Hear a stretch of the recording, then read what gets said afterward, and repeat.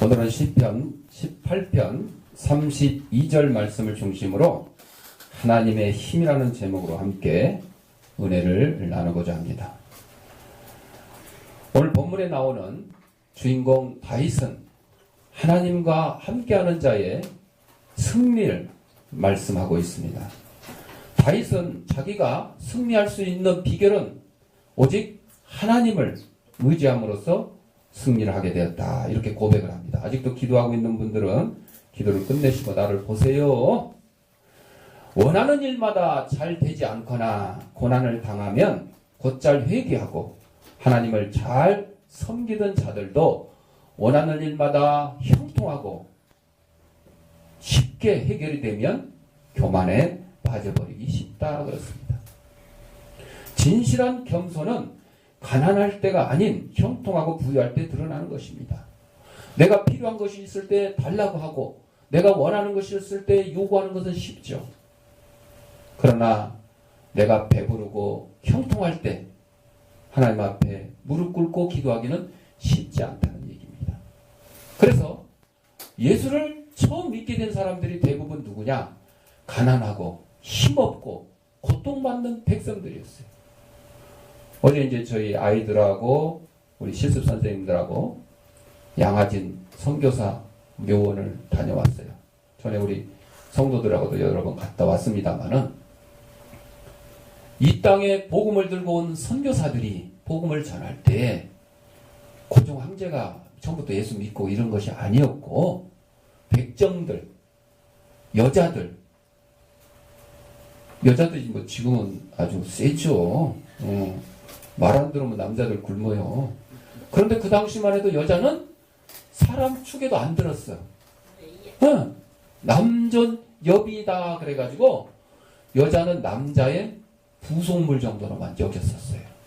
그러니까 예수 그리스도의 복음이 이 땅에 들어왔을 때 힘없고 억눌리고 핍박받고 대접받지 못했던 그분들이 먼저 복음을 전했다는 것이에요. 받아들일 수 있었어요. 그래서 하나님과 함께하는 자의 승리는 잘 될 때도 또 잘 안 될 때도 하나님을 의지하고 나가야지 승리할 수 있다는 것이에요. 다윗이 사울의 핍박과 또 아들 압살롬의 반역으로 얼마나 쫓겨다니는 한 나라의 왕이 쫓겨다니는 그런 인생을 살았어요. 그렇지만 그런 가운데서도 누구를 의지했냐? 오직 하나님만 의지하고 나갈 수 있었다. 그래서 승리를 얻었다. 아, 그것은 옛날에 있었던 얘기고 나하고는 지금 아무 관계없는 일이야. 이렇게 생각하시는 분들도 있을 것이에요. 나는 지금 사업이 실패해서 지금 이것이 해결되는 게 문제지 다윗하고 아무 상관이 없어. 이렇게 생각하는 사람도 있을 것이에요. 직장을 얻지 못해서 자식이 말을 안 들어서 뭐 어쩌고 저쩌고 여러 가지 이유를 들어서 성경에 나오는 말씀은 나하고는 아무 관계가 없어. 이렇게 생각을 할 수도 있습니다. 그러나 그것은 아닙니다. 다윗과 함께 하신 하나님이 오늘날 저와 여러분과도 함께 하신다 사실을 믿으셔야 됩니다. 믿으셔야 돼요. 그래서 우리가 예수를 믿는다 그리고 주일날 와서 예배를 드리는 것이에요. 누구를 믿기에? 하나님을 믿기에, 하나님의 힘을 믿기에, 하나님의 능력을 믿기에 우리가 주 앞에 나와서 예배를 드리는 것입니다. 오늘 본문에 보면 이 하나님이 힘으로 내게 띄우셨다 그랬어요. 이것은 허리띠를 단단히 메고 전쟁을 향해 나가는 군인의 모습을 지금 그리고 있어요. 여러분, 요즘 뭐 고무줄로도 이렇게 뭐 몸빼 같은 거 입기도 하고 그렇습니다만은 추리닝 같은 거 보면 고무줄로 돼 있죠. 근데 여러분, 추리닝 입고 무거운 것을 이렇게 들려고 허리에다 힘을 딱 주면 안 들어져요. 왜? 허리가 그냥 느슨해가지고 배가 쑥 나와가지고 힘을 제대로 줄 수가 없어요. 그런데 허리띠를 가지고 배를 딱 조여가지고 딱 들면 들 수가 있어요. 역도 선수를 보면 알잖아요. 장미란 선수가 세계 신기록을 세운 역도 선수였는데 역도 선수들 허리에 엄청난 튼튼한 벨트가 딱 있어요. 이 벨트가 없으면 힘을 쓸 수가 없어서 그 무거운 자기 몸보다 몇 배 무거운 이 바벨을 들어 올릴 수가 없다는 거예요. 바로 다윗이 이것을 지금 얘기한 거예요. 하나님께서 하나님의 힘으로 내 허리띠를 단단하게 지금 붙들어 주셨다. 허리띠를 띄워 주셨다. 이렇게 고백을 하고 있는 것입니다. 그래서 다윗이 싸움에서 승리하게 된 결정적인 이유가 하나님을 의지했고 하나님이 내 허리띠를 딱 채워주셨기 때문에 나는 승리할 수가 있었다. 이렇게 본문에서 말씀을 하고 있는 것입니다. 또 내 길을 완전케 하신다 그랬어요. 다윗이 나가는 곳마다 완전한 승리를 얻게 되었다는 것입니다. 이 사실을 뒷받침해주는 구절들이 이제 33절 이후에 쭉 설명되고 있어요. 자세한 것은 집에 가서 읽어보세요. 그까지 제가 다 읽어드리려면 또 12시간 넘어서 안 되니까. 우리가 잘 아는 철학자 파스칼이 있어요. 파스칼. 프랑스의 놀라운 실존적인 철학자로 많은 영향력을 끼친 사람이에요. 그런데 그 당시에 프랑스 군인들이 전쟁터에 나갈 때 두 권의 책을 가지고 가는데 한 권은 성경책, 한 권은 파스칼이 쓴 팡세. 우리 비슷한 이름이 짱새라고 또 있어요. 장세의 전령. 짱새 그런데 장세의 짱새가 아니고 파스칼의 팡세. 그만큼 이 프랑스 사람들의 삶의 영향력을 끼친 것이 파스칼의 팡세였어요. 뭐 프랑스 사람뿐만 아니라 세계 많은 사람들에게 영향을 끼쳤죠. 그런데 파스칼이 팡세를 쓰게 된 동기가 있습니다. 이 안질로, 눈병으로 고생을 하고 있었는데 아무리 약을 써도 낫지를 않았어요. 여러 가지 수단 방법을 동원해도 낫지를 않습니다. 고민하고 있을 때 그의 누이가 이 팡세 안질 고쳐달라고 하나님 앞에 간절히 기도를 하고 있었어요. 그런데 기도 중에 갑자기 십자가가 나타나더니 파스칼의 지금 누이의 기도에 나타나는 환상에 파스칼의 눈을 살짝 건드리는 것이에요. 그래서 누이가 이건 무슨 일이 있구나 하고 파스칼에게 쫓아가서 너 지금 무슨 일 없었니? 하고 물어봤더니 파스칼이 신기하여 눈을 만져보았습니다. 그랬더니 거짓말처럼 그 안질이 나아 있었던 것입니다. 파스칼이 그때 고백을 합니다. 나는 철학자의 하나님을 믿지 않고 아브라함의 하나님, 이삭의 하나님, 야곱의 하나님, 살아계신 하나님을 믿는다. 이렇게 고백을 했어요. 그리고 파스칼이 죽었을 때 놀라운 것이 발견됐는데 옷마다 옷기 속에 가죽이 하나씩 들어있고 그 가죽에는 바로 이의 말씀이 기록이 되어 있다는 거예요. 나는 철학자의 하나님을 믿지 않고 아브라함의 하나님, 이삭의 하나님, 야곱의 하나님, 살아계신 하나님을 믿는다. 그 기절을 가죽에다 적어서 자기 옷깃마다 넣어놨다는 것입니다. 파스칼은 이 말씀을 늘 지니고 살았다는 것이에요. 파스칼은 하나님의 힘을 믿었던 것입니다. 오래전에 한 설문조사기관에서 한국 사회에서 성공하고 출세하는데 가장 첫 번째 되는 조건이 뭐냐 이렇게 조사를 했더니 놀랍게도 70%의 응답자가 성공과 출세의 가장 첫 번째 조건은 연줄과 배경이라고 대답했다는 거예요. 연줄과 배경이 출세와 성공의 첫 번째 조건이다. 그래서 우리 한국 사람들의 70% 이상은 지식이나 능력이나 학벌이나 지식이나 능력보다 학벌보다 연줄과 배경이 더 큰 힘이 된다고 그렇게 생각을 하고 있다고 합니다. 지금도 그렇게 생각하는 사람들이 많습니다. 여러분, 공무원들이 나라의 지도자들이 왜 부패하고 뇌물받고 감옥에 가고 이러한 일들이 왜 계속 일어나는지 아십니까? 그들에게는요 올바른 인성이 없습니다. 세상에 지식을 가득 채웠는데 그 중에 먼저 하는 지식이 가나다 아니고 1+1이 아니고 연줄 잡기, 백 잡기, 학연, 지연, 혈연 이런 거 따지는 거 이것이 제일 앞에 와 있어요. 그래서 그 연줄과 배경, 백을 통해서 진급도 하고 출세도 하고 뭐 국회의원도 하고 이러다 보니까 결국은 뭐하고 관련되느냐? 뇌물하고 관련되는 거예요. 그래서 자기에게 힘이 되는 사람한테 뇌물 받아서 바치고 상납한다 그러죠.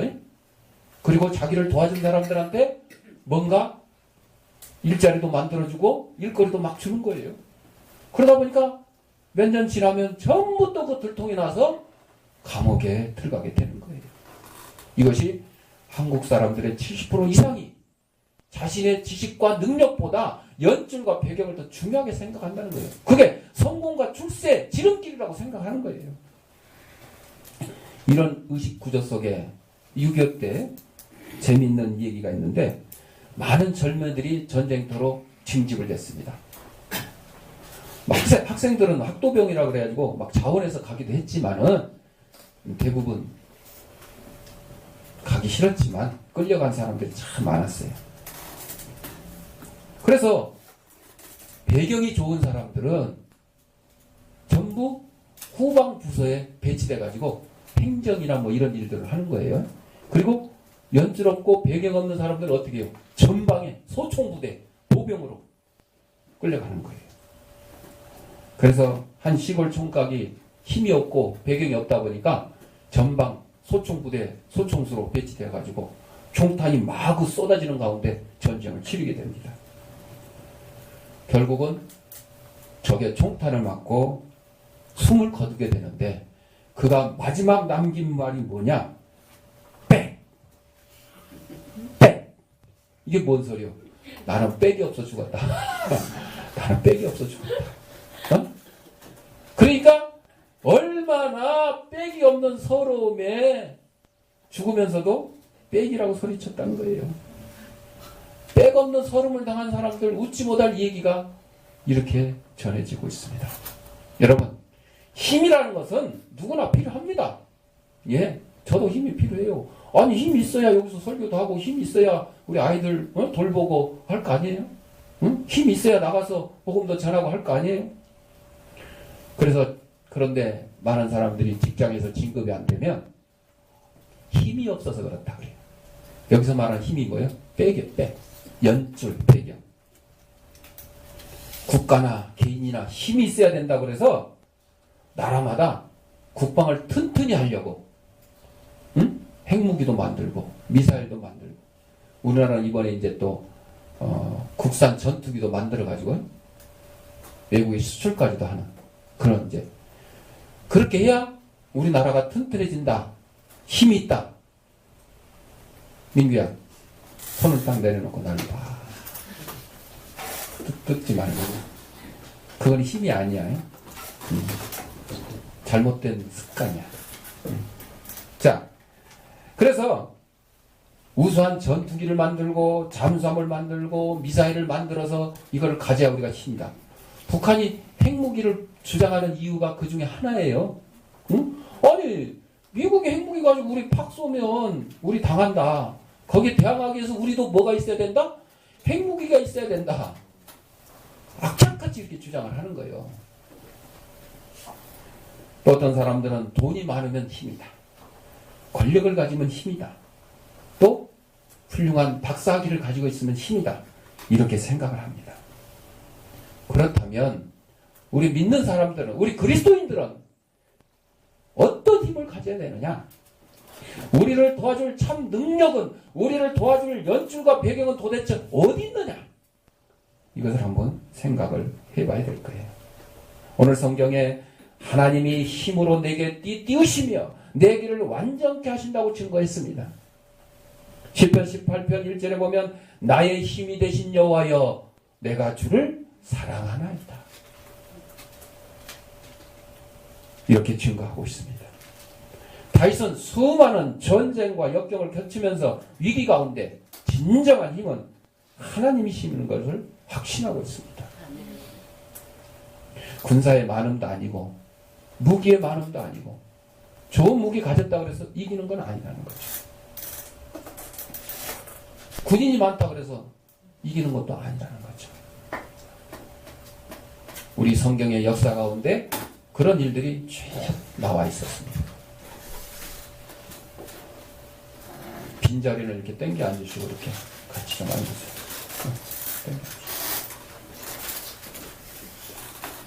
성도들이 너무 많다 보니까 막 빈자리가 모자라는데 가운데 빈자리 땡겨서. 성경의 역사 가운데서 그러한 일들이 많습니다. 사마리아 성이 아람 군대에 포위되어 있었어요. 그때 사마리아 성이 포위되어 가지고 먹을 것이 떨어지니까 나중에는 뭘 먹느냐? 자식을 집어먹어. 자식. 왕이 이렇게 순찰하는데 아줌마 둘이 머리끄댕이 잡고 싸우고 있어요. 요새 말로 제가 표현하는 거예요. 성경에 뭐 아줌마 둘이 머리끄댕이 잡고 아니 우리 목사님 왜 저런 엉터리 같은 얘기를 그러면 안 돼. 예. 제가 그렇게 쉽게 표현을 하는 것이지 쉽게 표현한 것을 갖다가 틀렸다고 잘못됐다고 뭐 저 2단 3단 아니다 이러면 안 되는 거예요. 예. 이런 소리까지 하는 거는 혹시 그럴 수도 있을까봐 그런 거예요. 어제 우리 아들 쌀만 먹었는데 오늘 지 아들 쌀만 먹을 차례인데 깜짝 놓고 안 내놓는다고 머리끄댕이 자꾸 싸우고 있어요. 왕이 지나가다 그 꼴을 봤어요. 그때가 엘리사 선지자 시대였어요. 그랬더니 왕이 엘리사 선지자를 갖다가 저주하며 도대체 하나님이 살아계시면 이런 일이 왜 일어나느냐? 여러분 하나님이 살아계시면 애기 쌀만 먹는 일도 없을 것이고 핵무기 터질 일도 없을 것이고 지진이 일어날 일도 없을 것이고 홍수도 일어날 일이 없을 것 같아요? 아니요.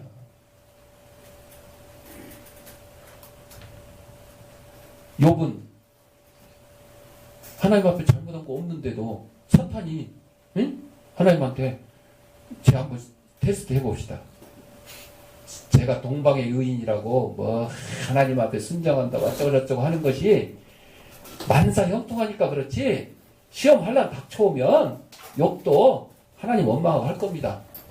하나님은 아니라고 하는데 사탄이 그러니까 그래 한번 해봐라. 한번 해봐라. 테스트. 그랬더니 재산 잃고 자식 다 잃고 마지막에는 온몸에 종기가 나가지고 그거를 갖다가 긁고 있는데 손으로 긁어서 안 되니까 기아장 기아장 목사님 또 컵 뚜껑 갖고 기아장이라 그러네. 그러면 안 돼. 이걸 기아장이라 생각하고 긁면 돼요. 여러분 종기 난데 여드름 난 데만 해도 손톱으로 딱 그래도 터지고 이렇잖아. 밥맛 떨어지는 얘기인데 식사 시간 아직 멀었어. 그런데 기아장으로 이거를 긁으니 그냥 피 곡물이 그냥 터져 나가는 거예요. 피고름이. 그러면서도 뚜껑 연 김에 한 모금 먹자. 그러면서도 하나님을 원망했어요? 안 했어요. 뭐 엘리바스를 비롯한 뭐 새 친구가 와서 뭐 어쩌고 야 네가 죄가 있으니까 이런 벌이 생겼지 뭐 잔소리 헛소리 하지 마라 막 그러면 심지어는 마누라까지도 하나님 원망하고 가서 되져라 그렇게까지 저주를 했었어요. 그런데 욥이 그 시험을 견뎠더니 재산이 배나 더 많아졌고 자식도 배나 더 많아졌어요. 야, 하나님이 살아 계셔도 그런 일이 일어나는 거요. 뭐 하나님이 살아 계시면 뭐 북한 땅에 지금 뭐 300만 명이 이미 오래전에 굶어 죽었고 계속 굶어 죽고 있고 어려움에 지금 빠져 있는데 하나님이 살아 계시다면 북한의 지하교회 교인들이 몰래 숨어서 기도하면서 하나님 앞에 반은 원망하고 반은 그냥 소망적인 그런 식으로 막 기도를 하고 있잖아요. 하나님이 안 계셔서 그런 일이 일어나는 거예요? 아니에요. 하나님께서 우리에게 고난과 역경도 다 허락해 주신 거예요. 하나님이 계시기 때문에 그런 거예요. 하나님이 계시기 때문에. 그런데 저 어떤 나쁜 놈들은 말이야 맨날 남의 등이나 쳐먹고 사기치고 이러는데도 감기 한 번 안 걸리고 잘 살대. 그런 사람 가끔 있어요. 그렇죠? 그렇죠. 근데 그런 사람은요 그냥 이 땅에서 80평생 100세 동안은 그냥 돈 실컷 쓰고 나쁜 짓 다 하고 이렇게 사는 거예요. 그러다가 마지막은 지옥불에 떨어지는 거예요. 여러분, 우리 이 땅의 인생은 80에서 100밖에 안 돼요. 길어야 하나님이 노아 홍수 이후에 우리 인간의 수명을 120세로 제한했어요. 노아 홍수 이전에는 막 몇 세 살았어요? 600세. 노아가 600세. 600세. 에이, 무두셀라? 969세. 어? 비교가 안 됐어. 그런데 우리 인간들의 죄악으로 말미암아. 그러니까 저 아담 때부터 죄 짓고, 에덴 동산에서 쫓겨나고, 남자는 땀을 흘려서 일을 해야 되고, 여자는 해산의 고통을 당하는, 그런데 또 중간에 와가지고, 또 바벨탑 사건을 통해서, 노아의 홍수 사건을 통해서, 바벨탑 사건으로 언어가 혼잡해지고, 노아의 홍수 사건으로 우리 수명이 120으로 딱 잘리고, 싹둑 잘렸어. 우리 인간들이 과학과 의학을 총 동원해서 뭐 줄기세포를 어쩌고저쩌고 해서 막 수명을 늘려 나간다 그러지. 아무래도 옛날보다 오래 살지. 왜? 옛날에는 뭐 그냥 장티푸스만 걸려도 죽고 홍역만 걸려도 죽고, 응? 막 그렇게 해가지고 30에 죽고 뭐 환갑 잔치를 왜 했는데 60살면 이야 참 오래 살았다. 그래가지고 가족 친지 모여놓고 동네 사람들 모아놓고 축하해주는 거예요. 요새 그러면 욕먹어. 그죠? 역시 환갑 자체다 모여놓고 어린 것이 까불고 있어요. 난 80 넘었는데 이런 식으로 웃기는 거예요. 그래서 경로 우대증도 몇 세 줘요? 65세. 이제 이것도 자꾸 이제 늘어날 거예요. 이제 곧 있으면 한 70세로 줘야 될 것 같아. 왜? 아니 수명 자꾸 늘어나고 초고령화 사회로 늘어나는데 이거 65세 하다 보니까 65세 너무 어린 것 같아. 100세 시대인데. 100세 시대인데. 그렇게 늘어날 것 같아.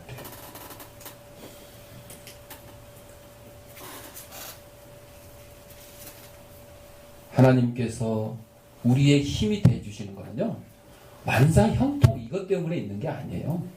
고난과 역경과 환난이 오는 가운데서 하나님이 힘이 되어주시는 거죠. 여러분, 배부른 사람에게 누가 빵 하나 주면 고맙다고 해요? 고맙다고 안 하지. 쓸데없이 어디 다이어트에 방해되게 빵 주냐고. 탄수화물 기반되게. 이렇게 나오죠. 그런데 정말 배고픈 자에게, 사흘 굶은 사람에게 빵 하나 주면 얼마나 감사한지 모르지. 바로 그거예요. 그거예요. 예수님께서 이 땅에서 사역하시면서 병든 자 고치시고 배고픈 자에게 먹을 것 주시고 죽은 자를 살리기도 하셨잖아요. 근데 여러분, 은혜를 받은 양이 큰 사람이 더 감사하는 것처럼 죽었다가 살아난 사람이 병들었다 고침받은 사람보다 더 감사할 줄 아는 거예요. 아무렇지도 않은 사람보다 병 고침받은 사람이 더 감사한 거예요. 감사한 거예요. 은혜 받은 만큼 감사하는 거예요. 11월 달은 이제 우리 교회에서는 감사의 달이라 그러잖아요. 왜? 셋째 주일에 추수 감사주일. 추수 감사주일 여기 현수막도 이렇게 해놨습니다만은 지금 보지 마시고 나중에 보세요. 지금 또 그것도 얘기했다고 또 다 잊고 뭐 보고 있지 말고. 지난주부터 걸어놨어요. 진작 봤어야 돼. 작년에도 걸어놨어요. 그때도 봤어야 돼. 근데 내가 얘기할 때만 보고 얘기 안 하면 안 보는 그런 사람들도 있는데 또 그런 분도 있어야죠. 그렇죠. 미리 다 해버리면 내가 할 일이 없잖아. 할 얘기도 없고. 자, 그래서 우리는 은혜가 큰 만큼 하나님 앞에도 감사하는 거예요. 그냥 죽을 고비를 넘겼을 때 더 감사하는 거예요. 교통사고 나갖고 멀쩡해도 아유 하나님 저 멀쩡해서 감사합니다. 그럴 수 있죠. 다리 하나 부러져도 아유 하나님 다리 하나밖에 안 부러졌네요. 나머지 온전하니까 감사합니다. 뭐 이럴 수 있죠. 중환자실에 입원해가지고 막 혼수 상태 돼가 6개월 동안 막 의식이 없었는데 쫙 깨어났어요. 그때 하나님 앞에 야 하나님 제가 교통사고에 6개월 동안 의식 없이 이렇게 살다가 하나님 또 깨어나게 해주시면 감사합니다. 이 땅에 제가 할 일이 있는 것 같습니다. 하나님 맡겨준 사명 잘 감당하겠어. 이렇게도 감사하잖아요. 그런데 아무 일도 없는 것보다 뭔가 어렵고 힘든 고비를 넘겨야 더욱더 감사하는 것이 우리 믿는 자들의 하나님에 대한 감사의 태도인 것입니다. 하나님만이 다윗의 진정한 도움이 되어주시고 힘이 되어주셔서 다윗이 승승장구할 수 있었다. 다윗 얘기하다가 막 지금 어디 이렇게 구경하고 온 거예요. 그리고 다시 지금 왔어요. 제자리로. 그러니까 날 봐요, 제자리. 지금도 현수막 보고 있는 사람 있어요. 날 봐요. 다윗이 겪은 이 위험은 그냥 뭐 비바람 치고 뭐 땡볕 뭐 이런 게 아니라 죽음의 위험이에요. 죽음의 위험. 사망의 줄이 다윗을 얽어매고 불의의 창수가 다윗을 두렵게 하였으며 음부의 주일이 다윗을 두르고 사망의 올무가 다윗에게 이르렀습니다. 그 위험 속에서 다윗이 한 일은 뭐예요? 하나님 앞에 간절 설명하면 간이 저리게. 간에다가 소금을 딱 뿌려갖고 절여봐. 간이 얼마나 쓰라리겠어. 응? 그걸 간절이라 그래. 그렇게 기도해야 된다는 거예요. 근데 기도하자 그러면 기도 그냥 몸 보고 하고 옆 사람도 떤다 보고 아이고 쟤는 왜 이렇게 또 길게 하냐 그러고 남의 기도 소리 다 들어가면서 그런 일이 있었어 또 그래가면서 이거는 간절히 기도하는 게 아니에요. 근데 그런 사람들이 있어요. 아니 기도의 시간에 통성 기도합시다 막 했는데 끝나고 나가면 저기 아무개 집사님 뭔 일이 있었대. 응? 왜? 기도 시간에 뭐 하대. 안 되는 거요. 기도 통성 기도하자 그러면요. 남의 기도 소리가 내 귀에 들어오면 그 사람은 통성 기도하는 게 아니에요. 도청 기도하는 거예요. 도청 기도. 안 되는 거요. 그런데 그런 사람들이 있으니까. 자, 간이 저리. 응? 아픈 거요. 아픈 거. 제가 신장 기증도 하고 간도 기증했습니다만은 신장 이식 받을 환자들은 그 이식 안 받아도 투석을 통해서 살 수가 있어요. 투석하면 돼. 신장 2개 다 없어도 다 망가져도 투석해서 피를 싹 걸러서 다시 넣어주고 그 일을 일주일에 2번, 3번, 한 번에 3시간, 4시간씩 하면 10년, 20년 그냥 연장하면 살아가는 거예요. 좀 고통스럽고 힘들 뿐이지만 일상생활을 하기가 어렵지만 그러나 간을 이식받아야 될 사람은요. 당신 간 이식받아야 됩니다. 그리고 못 받으면요. 3개월 지나면 끝. 4개월 지나면 끝. 사망선고예요. 사망선고. 그러니까 간절히가 얼마나 하나님 앞에 애통하면서 기도를 해야 되는지를 설명해 주고 있는 거예요. 그럴 때 하나님께서 응답하셔서 다윗을 환난과 사망의 자리에서 건져주셨다는 것입니다. 미국에 이런 문화가 있어요. 10월 31일 날 그 할로윈데이 했었죠. 그거는 아주 나쁜 문화예요. 여러분 미국이 뭐 다 잘하는 건 아니에요. 잘하는 것도 있고 잘만 하는 것도 있고 동전의 양면과 같아서 그래서 우리는 좋은 건 받아들이고 우리에게 복음 전해준 거 좋잖아요. 6.25 때 우리나라에 와가지고 5만여 명의 미군들이 전사하면서 우리나라 지켜주신 거 감사하고 정말 그 은혜를 잊으면 안 되잖아요. 그런데 뭐 할로윈 데이 이런 것들은 우리가 받아들이면 안 돼요. 그런데 정신 나간 일부 몰직한 사람들이 이태원 중심으로 해서 막 어쩌고저쩌고 했다고 막 아주 경찰이 막 출동을 하고 막 쓰레기 전치치고 이거는 문화가 아니에요. 이거는 쓰레기 문화를 문화라고 할 수 없는 거죠. 자, 미국에 이런 문화가 있는데 전쟁에 아들이 나가면 노란 리본을 집 앞에 달아서 무사히 돌아오라고 기원을 했다고 그래요. 이게 걸프 전쟁 때, 중동의 걸프 전쟁 때 이런 일이 있었고, 그 다음에 1차 세계대전 때는 창문에다가 별을 달았대요. 별 하나 달아놓으면 저 집 아들 한 명이 군대 갔구나. 전쟁터에 갔고 2개 달아놓으면 2명이나 갔네. 나이온 일병 구하기 영화에 보면 그 망대인가 독자인가 뭐 그렇잖아요. 그 죽으면 안 된다 그래가지고 그거 구하기 위해서 많은 막 군인들이 희생하면서 결국 구해오잖아요. 그런 것처럼 그래서 창문에 별을 달아놨어요. 그러니까 1차 세계대전 때 세계 전쟁이니까 얼마나 많은 미국의 젊은이들이 전쟁터에 나갔겠어요. 그러니까 막 집집마다 별이 그냥 이제 처음에 하나 두 개 달렸을 때는 야 그랬는데 이제는 그냥 유행이야 유행. 안 달린 게 오히려 저 집은 아들도 없나? 자식도 없나? 빼돌렸나? 우리나라처럼 뭐 연줄과 백이 있어서 뭐 한국으로 보냈나? 뭐 그럴 수도 있었겠지만 아버지와 딸이 거리를 거닐다가 그 모습을 보고 아빠 저 집에 별이 달렸어요. 아빠 저 집에는 별이 2개나 달렸어요.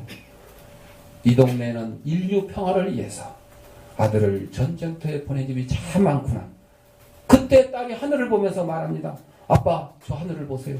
하늘에는 셀 수 없는 수많은 별들이 달렸네요. 그때 아빠가 말합니다. 하나님께서 우리의 평화를 위해서 수많은 군인들을 보내주셨구나. 특별히 저 별은 유난히 밝구나. 하늘에는 기쁨, 땅에는 평화를 위하여 하나님이 저 밝은 별 예수님 우리에게 보내주셨구나. 그렇게 얘기를 했다고 합니다. 여러분 맞죠? 어제 저희가 양아지만 간 게 아니라 원래는 극동방송에서 주최하는 아프리카 이야기가 있는 사진전 미랄복지재단의 김혜영 본부장이 100키 134cm 척추장애. 그래가지고 그분이 이 국제사회복지사로 활동을 하고 있는데 그 아프리카에서 활동하면서 그 사진을 찍어서 이제 전문 사진 작가하고 같이 이제 사진을 찍어서 그 전시회를 한다는 소식을 듣고 한번 이제 갔었어요. 그래서 직접 그분 이제 책을 사는데 사인도 이렇게 해주셨더라고. 그런데 이제 거기에 보면 큰 나무가 있고 그 아프리카 밤하늘에 별을 찍은 사진이 있어요. 근데 그 사진을 금방 찍은 게 아니고 맑은 날, 가장 좋은 날, 별이 가장 많이 보이는 날을 잡기 위해서 며칠 동안 야영을 하면서 기다렸다고 해요. 그래서 이제 찍었다고 그러는데 정말 그 하늘에 별들이 얼마나 많아요. 우리 아이들도 하고 갔는데 아이들이 서울에는 별이 통 없고 시골에 가야 별이 많다 그러는데 별은 서울이나 시골이나 다 있어요. 똑같이. 다 있는데 서울은 너무 도시가 밝아서 별이 안 보일 뿐이고 시골은 주위가 어두우니까 별이 잘 보일 거다. 이렇게 이제 설명을 해줬는데 바로 그 별이 하나님이 우리를 지키시기 위해서 보내진 군인의 숫자다. 이렇게 이제 해석을 한 거예요. 이게 진리는 아니에요. 뭐 저걸 또 진리라고 또 그렇게 하지 마시고 그렇게 아빠와 딸이 얘기하는 가중에 아빠가 그렇게 설명을 한 거죠. 그렇게 이제 이해를 하시면 되는 거예요. 사랑하는 성도 여러분, 이제 우리는 우리의 견고한 요새요, 보호하시는 반석이요, 구원의 능력 되시는 하나님만을 의지를 해야 되는 거예요. 우리 민족에게 닥친 여러 가지 어려움들이 있어요. 뭐 북한이 풍선 날리면 그냥 쏘고 어쩌고 한다 그랬는데 우리 이민복 강도사님이 엊그저께 또 포천 거기 가가지고 우리 백봉래 권사님이랑 정 권사님은 같이 그 동네 요양원 양로원 가보셨죠? 인성전 목사님 그 앞에 다리에서 100만 장을 날려보냈대. 그러니까 이민복 강도사님은 막 홍보하는 게 아니고 몰래 살짝이 아무도 모르게 그냥 탁 날리는데 그 영상에 후원하신 분들의 풍선에다 이름을 써서 붙인 거예요. 이름을 쓰는 거예요. 매직으로. 가지고 그 영상을 찍어서 그 후원하시는 분한테 또 보내줘요. 영상을. 저한테도 매번 와요. 영상.